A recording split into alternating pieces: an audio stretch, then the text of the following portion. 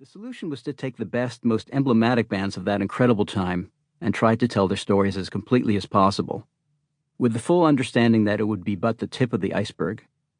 A lot of younger alternative rock fans know that the bands in this book are legendary. They just don't know why, which is kind of tragic. So if all I did was tell the story of the Minutemen, that would be rationale enough. If this book introduces but one person to a band as great as Mission of Burma, I will have done my job. If this book makes but one person realize the profound debt the alternative rock boom of the 90s owed to great bands like Husker Du and the Replacements, well, you get the idea. This book is devoted solely to bands who were on independent labels.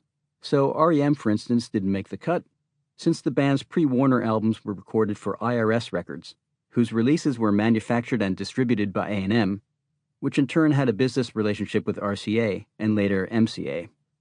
Correspondingly, the stories trail off when and if a band signed to a major label. Virtually every band did their best and most influential work during their indie years, and once they went to a major label, an important connection to the underground community was invariably lost.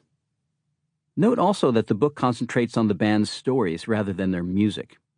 If you'd like to know more about the music, you should listen to it. As of this writing, virtually every record referred to in the book is still in print.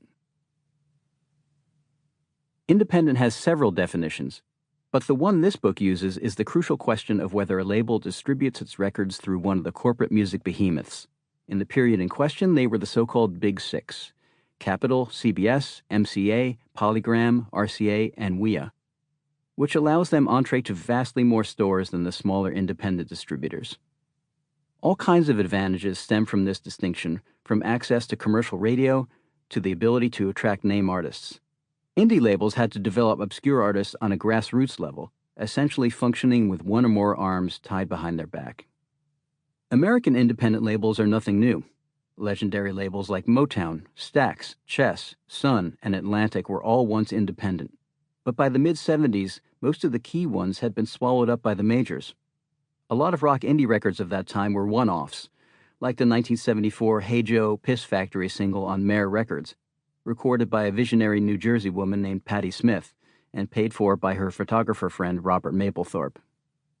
But taking their cue from pioneering English indie punk labels like Stiff and Chiswick, more and more people realized that calling up a pressing plant and getting their own record manufactured wasn't the mysterious, exclusive privilege of the giant record companies on the coasts. The door was opened, and a small trickle of people stepped through it. Independent record labels began springing up all around the United States in the late 70s in order to document punk rock and its offshoots. It all started simply because they were great bands that would never be signed to major labels. In true capitalist tradition, entrepreneurs recognized a need, however small, and catered to it. Suddenly, there were indie labels all over the map: 99 in New York, Black Vinyl in Zion, Illinois, Frontier in Los Angeles, Twin Tone in Minneapolis, DB in Atlanta, and on and on. But doing an end run around the powers that be will always have an inherent ideological spin. A lot of forward thinkers had seen how the major labels had devoured the first generation of British punks, particularly the Sex Pistols, and resolved to retain control of their own destiny. As writer Mike O'Flaherty has pointed out, early British post-punk labels such as Rough Trade were part of the tide of political radicalism that swept Britain in 1978-79. Political radicalism was built into the post-punk model, and its implications would reverberate through American indie in the political big sleep of the Reagan years like a half-remembered promise. To begin with, the key principle of American indie rock wasn't a circumscribed musical style. It was the punk ethos of DIY, or do-it-yourself. The equation was simple. If punk was rebellious and DIY was rebellious, then doing it yourself was punk. Punk was about more than just starting a band, former Minutemen bassist Mike Watt once said. It was about starting a label. It was about touring. It was about taking control. It was like songwriting. You just do it. You want a record, you pay the pressing plant. That's what it was all about. The breakthrough realization that you didn't have to be a blow-dried guitar god to be a valid rock musician ran deep.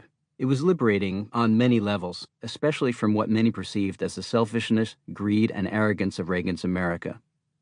The indie underground made a modest way of life not just attractive, but a downright moral imperative. At first, though, a pragmatic stance was a necessity more than a statement. It wasn't a PR move, it was the best we could do at the time, says former Husker Du singer-guitarist Bob Mould. It was real simple. To keep listening to this audiobook for free, click the link in the description. It will take you to a free Audible trial where you can listen to this and many other books for free for 30 days.